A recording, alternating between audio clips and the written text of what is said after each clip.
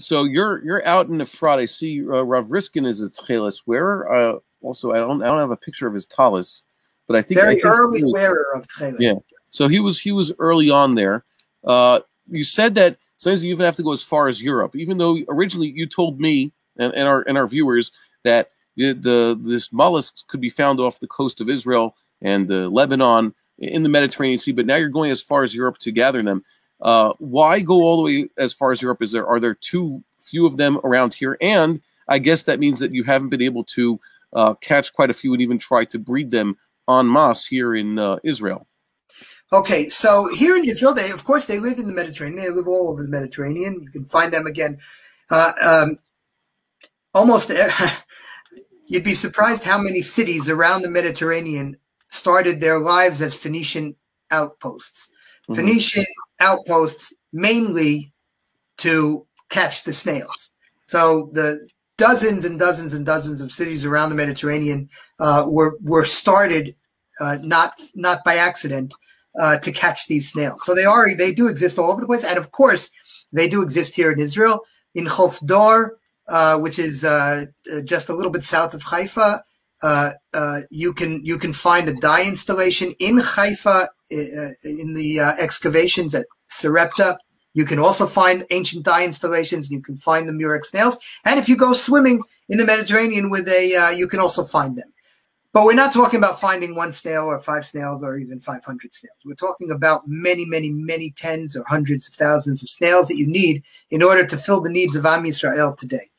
And for that, you need to have a fleet of fishermen.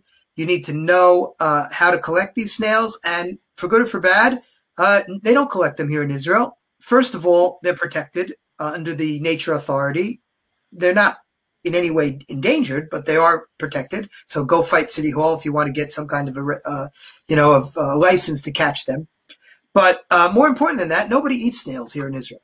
But in Europe, you'll find these snails in the marketplace, and they're collected there. The fishermen know how to find them, and so just from an economic standpoint, it's much, much easier to set up shop over there, find the snails, bring in the thousands of snails that we need, and break them open one by one to take out the gland and what we need. It's much, much more economic. With respect to breeding, we are working with colleagues around the globe who are trying to breed murex snails for different purposes. One of them is a group in the University of Mexico. Another is a group, it's actually from the government. They are looking to breed murex snails. Neither of those groups have succeeded in going through the entire life cycle of a snail in captivity. It's not as easy as you think. You know, you have an aquarium, you get a bunch of snails in there, and you think, oh my God, I wish I could get rid of them.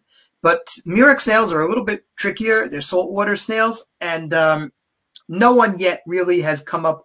Here and there, we know people who have snails, and they've given birth in their little aquariums. But to do this en masse and to really have the research necessary, no one has cracked that snail shell yet.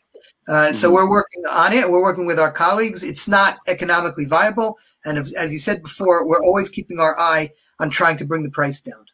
So at this point, it's much easier to work with snails that we can just fish out of the ocean.